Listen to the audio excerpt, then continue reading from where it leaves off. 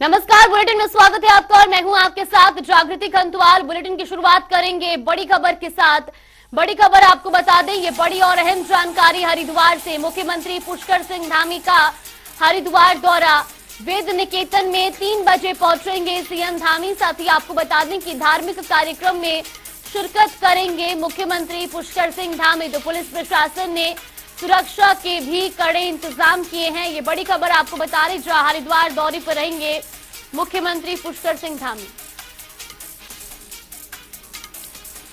तो धार्मिक कार्यक्रम में शिरकत करेंगे सीएम। साथ ही आपको बता दें कि पुलिस प्रशासन ने भी सुरक्षा के कड़े इंतजाम किए हैं। मुख्यमंत्री पुष्कर सिंह धामी का ये हरिद्वार दौरा रहने वाला है। वहीं वेद निकेतन में 3 बजे पहुंचेंगे सीएम धामी, जहां धार्मिक कार्यक्रम में शिरकत करेंगे सीएम। तो साथ ही आपको बता दें कि सीएम के आगमन को लेकर पुलिस प्रशासन ने भी सुरक्षा के कड़े इंतजाम किए हैं।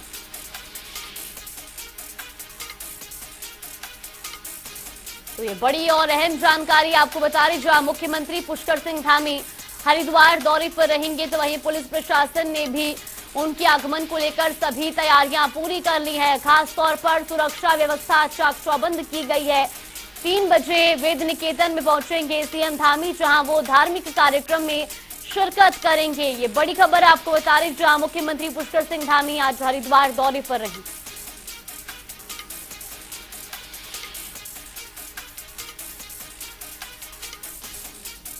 तो धार्मिक कार्यक्रम में शिरकत करेंगे सीएम धामी। ये बड़ी खबर आपको बता रही, जहां पुलिस प्रशासन ने भी मुख्यमंत्री पुष्कर सिंह धामी के हरिद्वार दौरे को लेकर सभी तैयारियां पूरी कर ली हैं। खास तौर पर सुरक्षा के कड़े इंतजाम किए गए हैं। तो वहीं आपको बता दें कि सीएम धामी इस दौरान धार्मिक कार्यक्रम में भी हिस्सा लेंगे। दोपहर 3 बजे वेद निकेतन पहुंचेंगे मुख्यमंत्री पुष्कर सिंह धामी। ये इस वक्त की बड़ी और अहम जानकारी।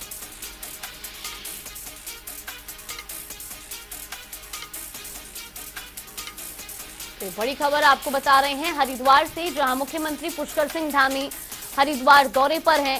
इस दौरान वो जहां 3 बजे वेद निकेतन पहुंचेंगे, जहां वो धार्मिक कार्यक्रम में हिस्सा लेंगे। साथ ही आपको बता दें कि इस दौरान उनके हरिद्वार दौरे को लेकर के पुलिस प्रशासन भी अलर्ट मोड पर नजर आ रहा है। पुलिस प्रशासन ने सुरक्षा के सभी कड़े इंतजाम किए हैं। तो वहीं खबरों में आगे बढ़ेंगे, जहां जल जीवन मिशन को लेकर उत्तराखंड एक बार फिर संकट में दिखाई दे रहा है। ऐसे में भाजपा प्रवक्ता वीरेंद्र बिष्ट ने कहा कि जल जीवन मिशन को लेकर वन विभाग की स्वीकृति जरूरी होती है और सभी स्वीकृति को लेकर वन विभाग से बात की जा रही है। उन्होंने आश्वासन देते हुए कहा कि जल्द ही योजनाओं पर काम शुरू हो जाएगा। आपको बता दें कि वन भूमि पर काम करने की मंजूरी न मिलने से जल जीवन मिशन प्रभावित हो रहा है। जल जीवन मिशन का प्रश्न है, निश्चित रूप से योजना महत्वाकांक्षी है और ऐसे सभी जगह लोगों को जल पहुंचाना, जल की उपलब्धता सुनिश्चित करना जो बहुत ही भौगोलिक दृष्टि से बहुत ही दूर हैं, दूरस्थ स्थान है, वहां जल पहुंचाना जल जीवन मिशन के तहत किया जाने वाला महत्वपूर्ण कार्य है। जंगलात विभाग, फॉरेस्ट विभाग भी उसमें आता है और फॉरेस्ट के अंदर से ही जो है पाइपलाइंस बिछाई जाती हैं और जब तक फॉरेस्ट उसमें एनओसी नहीं देगा तो निश्चित रूप से सभी योजनाएं बाधित भी हो जाती हैं, रुक जाती हैं।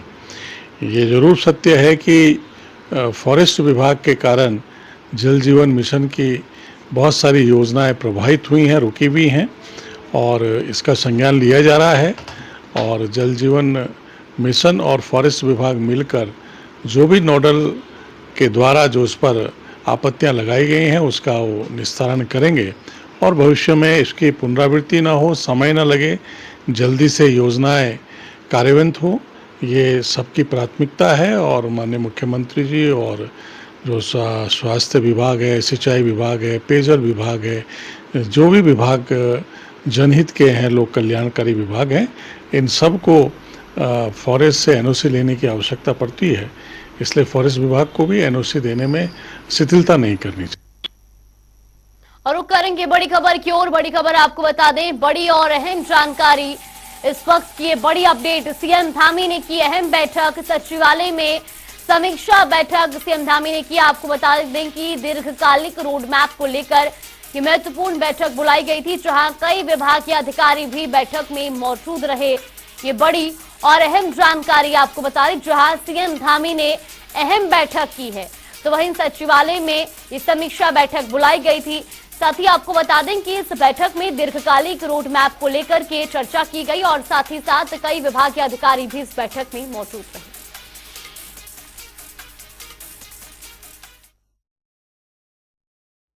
देखिए, हर विभागों को हमने अगले 10 वर्षों का जो रोड मैप बनाने का एक लक्ष्य दिया है, एक टारगेट दिया है। उसके तहत लगातार अभी तक 22 विभागों की मैं समीक्षा अभी तक कर चुका हूं और सभी विभागों की समीक्षा कर रहे हैं। उनसे एक तो अल्पकालिक, दीर्घकालिक, दो प्रकार की जो हमारे योजनाएं हैं या दो प्रकार के जो प्लान हैं, उन प्लानों पर हम चर्चा कर रहे हैं। उस पर सभी विभाग अपना दे रहे हैं कि किस प्रकार से वो उत्तराखंड की जो जीएसडीपी है, हमने जिसका लक्ष्य लिया है उसको दुगना करना, उस पर उनका रोड मैप क्या है, उसकी लगातार समीक्षा कर रहे हैं। और रुक करेंगे अगली बड़ी खबर की ओर। बड़ी खबर आपको बता दें, देहरादून से डेंगू का इलाज हुआ महंगा। प्रदेश में सरकारी अस्पताल में डेंगू के रेट बढ़े हैं। आपको बता दें कि 9,000 में मिल रहा है प्लेटलेट्स का जंबो पैक और निजी अस्पतालों में 12,000 तक महंगा सिंगल डोनर प्लेटलेट्स की मांग लगातार बढ़ रही है। और ऐसे में जहां आयुष्मान कार्ड पर भर्ती मरीजों पर निःशुल्क सुविधा दी जा रही है, तो वहीं प्रदेश में अब तक डेंगू के 224 मामले सामने आ चुके हैं। और ऐसे में अब जहां डेंगू का इलाज भी महंगा हुआ है, आपको बता दें कि प्रदेश में जहां सरकारी अस्पताल में डेंगू के इलाज के रेट बढ़े हैं, 9,000 में अब प्लेटलेट्स का जंबो पैक मिल रहा है और ऐसे में निजी अस्पतालों में 12,000 तक ये महंगा हुआ है। तो वहीं आपको बता दें कि सिंगल डोनर प्लेटलेट्स की भी मांग लगातार बढ़ रही है।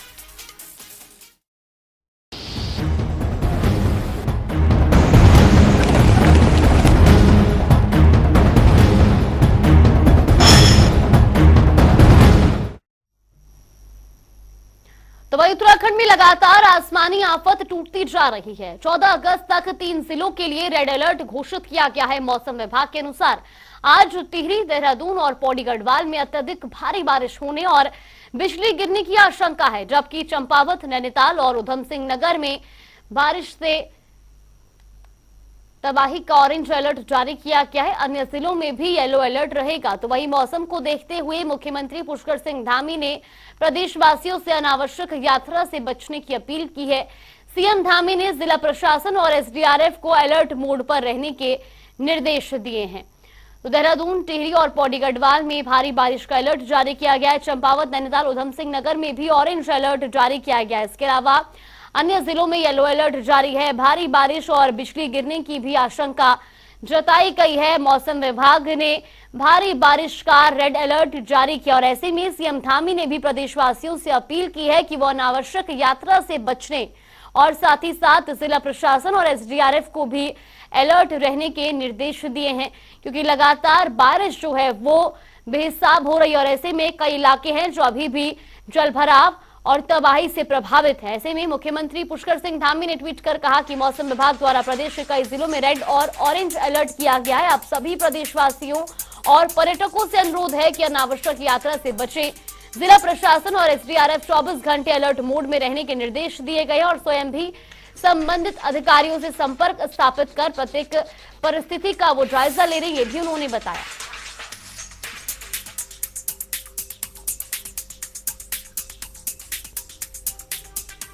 तो सीएम धामी ने ट्वीट कर सभी प्रदेशवासियों से भी अपील की है कि वो अनावश्यक यात्रा से बचें।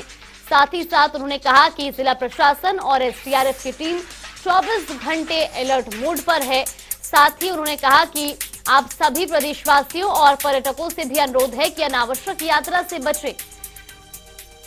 तो उन्होंने ट्वीट कर कहा कि स्वयं भी वो संबंधित अधिकारियों से संपर्क स्थापित कर प्रत्येक परिस्थिति की मॉनिटरिंग कर रहे हैं।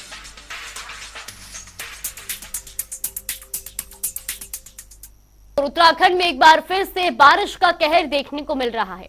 उत्तराखंड के रुद्रप्रयाग में गौरीकुंड राजमार्ग पर तरसाली के पास लैंडस्लाइड के कारण 60 मीटर सड़क पूर्ण तरह से क्षतिग्रस्त हो गई है और एक बार फिर से यहां सड़क लंबे समय के लिए बंद होती दिखाई दे रही है। फिलहाल मौके पर पहुंची टीम इस बात की जांच कर रही है कि लैंडस्लाइड की चपेट में कोई आया या नहीं।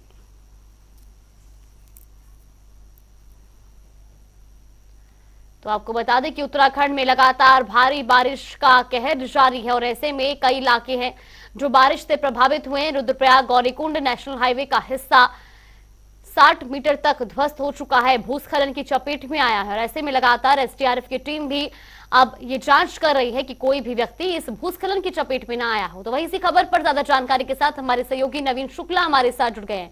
नवीन, सबसे पहले आपसे जानना चाहेंगे, प्रदेश के कई इलाकों में बारिश का कहर देखने को मिल रहा है, तो वही रुद्रप्रयाग में भी अब 60 मीटर तक सड़क ध्वस्त हो गई है, क्या कुछ फिलहाल अपडेट मिल रही है? जी जागृति, निश्चित तौर पर उत्तराखंड में लगातार जो मौसम का मिजाज है वह बदलता हुआ नजर आ रहा है। अगर राजधानी देहरादून की बात करें तो राजधानी देहरादून में लगातार देर शाम से ही बारिश हो रही है और यही हालात समूचे उत्तराखंड के हैं। मैदानी क्षेत्र हरिद्वार की बात करें या फिर तमाम सारे जिलों की बात करें, रुद्रप्रयाग की बात करें, वहां पर लगातार बारिश का सिलसिला जारी है। इसके साथ ही कई जो सड़कें हैं वह अवरुद्ध होती हुई भी नजर आ रही हैं। तो कहीं ना कहीं जो है या जो आवागमन की सुविधा है वह भी बाधित होती हुई नजर आ रही है। तमाम सारी जो सड़कें हैं उत्तराखंड की वह जो पहाड़ी क्षेत्र के हैं वहां की सड़कें बंद हुई हैं। हालांकि मुख्यमंत्री पुष्कर सिंह धामी ने अभी अपने सोशल मीडिया पेज और ट्विटर पे उन्होंने ट्वीट कर प्रदेशवासियों से साफ तौर पर यह कहा है कि अगर आवश्यक ना हो तो वह यात्रा से बचे। इसके साथ ही मुख्यमंत्री पुष्कर सिंह धामी लगातार जो हालातों का मॉनिटरिंग करने का काम कर रहे हैं। अभी पिछले दिनों ही मुख्यमंत्री पुष्कर सिंह धामी आपदा प्रबंधन विभाग गए थे, वहां पर उन्होंने सभी अधिकारियों से जो व्यवस्थाओं का है उस व्यवस्थाओं की जानकारी ली। इसके साथ ही उन्होंने साफ तौर पर सभी अधिकारियों को निर्देशित किया है जो प्रदेश के हालात बरसात से खराब हो रहे हैं उसका पूरी तरीके से ध्यान रखा जाए, जो सड़कें बाधित हो रही हैं उसे खोलने का काम किया जाए और साथ ही सभी जिलाधिकारियों को भी निर्देशित किया गया है कि वह अपने अपने जिलों की मॉनिटरिंग करने का काम करें, क्योंकि उत्तराखंड में लगातार बारिश का सिलसिला जारी है और कहीं ना कहीं सड़कें भी बाधित हो रही हैं। सबसे बड़ी बात यह है कि पहाड़ी से जो मलबा आने से कई सड़कें जो हैं बाधित हो रही हैं, आवागमन की जो सुविधा है वह भी बाधित हो रही है और जो लोगों से कनेक्टिविटी है, जो गाँव की कनेक्टिविटी है वह भी टूटती हुई नजर आ रही है। इसको देखते हुए अब तमाम सारे विभागों को अलर्ट मोड पर रखा गया है, एसडीआरएफ की टीम को अलर्ट मोड पर रखा गया है और जो सेंसिटिव जोन है वहां पर जेसीबी की तैनाती की गई है कि जैसे ही अगर वहां पर मलबा आता है या फिर समस्या कोई आती है तो वहां पर तुरंत राहत बचाव कार्य किया जाए। अगर मलबा आ रहा है तो उसे हटाने का काम किया जाए। तो कहीं ना कहीं पूरी तरीके से मॉनिटरिंग करने का काम किया जाए। हालांकि हालातों का जायजा खुद मुख्यमंत्री पुष्कर सिंह धामी समय समय पर लेते भी आ रहे हैं। इसके साथ ही अगर मौसम विभाग की बात करें तो मौसम विभाग ने भी अपनी एडवाइजरी जारी की है कि उत्तराखंड में आगामी 14 तारीख तक बारिश के हालात रहेंगे। तो तमाम सारे लोगों से मौसम विभाग ने भी अपील की है कि अगर आवश्यक ना हो तो वह यात्रा करने से बचें। जी बिल्कुल, और नवीन, जिस तरीके से लगातार प्रदेश के कई इलाकों में बारिश का ये दौर जारी है उससे लोगों को भी कई दिक्कतों का सामना करना पड़ रहा है। लोग कहीं ना कहीं अपने घरों में बंद हो गए हैं। ऐसे में कई जरूरी सामान है जो लोगों तक नहीं पहुंच पा रहे हैं, उसको देखते हुए किस तरह की व्यवस्थाएं की जा रही हैं? जी जागृति, निश्चित तौर पर बरसात होने से कहीं ना कहीं जो सड़कें हैं वो बाधित हो रही है, लोगों को आवागमन में दिक्कत हो रही है, जो जरूरी सामान है उसमें लेने में भी परेशानी आई है। लेकिन कहीं ना कहीं जिलाधिकारियों को यह निर्देशित किया गया है कि जो कनेक्टिविटी की जो कहीं भी दिक्कत ना आने पाए, चाहे ग्रामीण क्षेत्र हो या शहरी क्षेत्र हो, तो इसको लेकर पूरी तैयारी की गई है। जहां पर लोगों को राशन या तमाम चीजों उनकी मूलभूत सुविधाएं नहीं मिल पा रही हैं उन्हें पहुंचाने का काम भी प्रशासन द्वारा किया जा रहा है। पुलिस प्रशासन को अलर्ट मोड पर रखा गया है और कहीं ना कहीं तमाम सारे जो जिले हैं उसकी मॉनिटरिंग का काम किया जा रहा है। खुद मुख्यमंत्री पुष्कर सिंह धामी इसकी मॉनिटरिंग कर रहे हैं और समय समय पर इसकी अपडेट भी लेते हुए नजर आ रहे हैं। अगर पहाड़ी क्षेत्रों में कहीं मार्ग बाधित हो रहा है तो उसे 2-3 घंटे में खोलने का काम जरूर किया जा रहा है। इसको लेकर तमाम सारे विभागों को भी अलर्ट मोड पर रखा गया है, पीडब्ल्यूडी को अलर्ट मोड पर रखा गया है, एसडीआरएफ की टीम को तैनात किया गया है। इसके साथ ही संबंधित जिला अधिकारियों को साफ तौर पर यह निर्देशित किया गया है कि अपने अपने जिलों की मॉनिटरिंग करने का काम करें और लोगों को जो भी सुविधाएं हैं उसे मुहैया कराया जाए।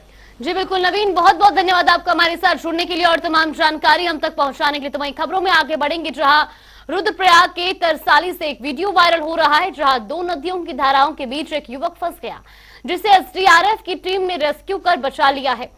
तो वहीं इस रेस्क्यू के बाद एसडीआरएफ की टीम की भी जमकर तारीफ की जा रही है और ये तस्वीरें भी आपको दिखा रहे हैं टीवी स्क्रीन पर।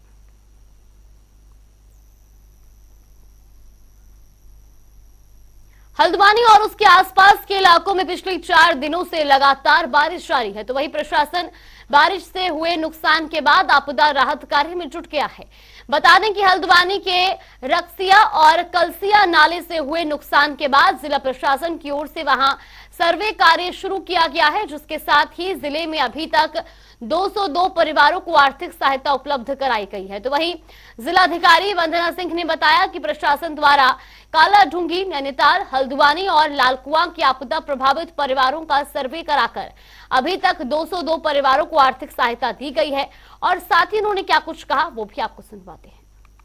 हमने जो तहसीलवार पूरे जनपद में असेसमेंट कराया, कल शाम तक का मैं आपको नंबर्स बताऊं तो तहसील हल्द्वानी में 68 फैमिलीज, तहसील नैनीताल में 29 फैमिलीज का जो ये है, और तहसील कालाढूंगी में 20 परिवार, तहसील लालकुआं में 3 परिवार और तहसील रामनगर में 57 फैमिलीज, जिनको तात्कालिक रूप से किसी न किसी प्रकार की राहत सहायता दी गई है। बड़े क्लस्टर्स के रूप में जो लोग प्रभावित हुए हैं उसमें ओखरढूंगा में 25 से ज़्यादा फैमिलीज प्रभावित हुई हैं, वो नैनीताल तहसील में है, और हल्द्वानी और नैनीताल तहसील में जो कलसिया और रक्सिया से प्रभाव पड़ा है वो बड़े क्लस्टर्स हैं जहां लोग प्रभावित हुए हैं। इनको जो तात्कालिक राहत धनराशि थी कुल मिलाकर कल शाम तक 202 परिवारों को उपलब्ध करवा दी गई थी जनपद के अंतर्गत। बड़े जो विलेजेस में जो आपदा की स्थिति उत्पन्न हुई है उसमें कुछ दिन पहले हली में कोशा कोटोली में एक आपदा की घटना सामने आई थी, और नैनीताल तहसील में ओखरढूंगा में आपदा की घटना सामने आई थी जहां बड़े क्लस्टर्स के रूप में लोगों के हाउसेस प्रभावित हुए हैं। वहां जो रेस्टोरेशन वर्क है वो सभी विभागों का आरंभ हो गया है। पेयजल आपूर्ति भी ओखरढूंगा में कल सुचारू कर दी गई। आजादी के बाद देहरादून का परेड ग्राउंड सांस्कृतिक और सामूहिक आयोजनों का मुख्य बिंदु बन गया है। इस ग्राउंड में प्रधानमंत्री नरेंद्र मोदी, राहुल गांधी समेत कई दिग्गज नेताओं की बड़ी राजनीतिक रैलियां हो चुकी हैं। तो वहीं स्मार्ट सिटी योजना प्रोजेक्ट के तहत परेड ग्राउंड का सौंदर्यीकरण किया गया है, जिससे यह खूबसूरत बन गया है। तो वहीं जिलाधिकारी ने कहा कि परेड ग्राउंड में एक पार्क बनाया जाएगा जिसमें बाहर से आने वाले लोग उसका लाभ उठा सके, और ये पार्क 15 अगस्त से पहले पूरा बनकर तैयार हो जाएगा। एक पार्क बनाया जा रहा है और हम मोर और लेस उसे 15 अगस्त से पहले कंप्लीट कर लेंगे, क्योंकि परेड ग्राउंड के साथ उसे क्लब किया गया है जिससे कि जो लोग आते हैं उनके बच्चे और वो भी उसको यूज कर सकें।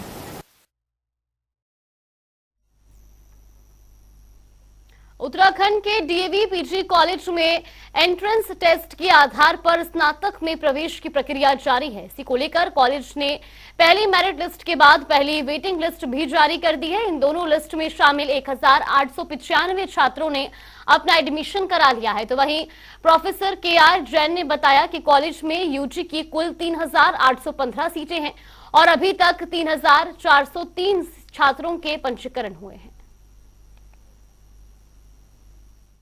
जैसे कि आप लोग जानते हैं कि डीएवी कॉलेज उत्तराखंड का सबसे बड़ा और सबसे पुराना कॉलेज है, जो कि एक मिनिमम फीस के ऊपर बच्चों को कैटर करता है, सपोर्ट करता है, गाइडेंस देता है, और यहाँ के बच्चे हर जगह निकलते हैं।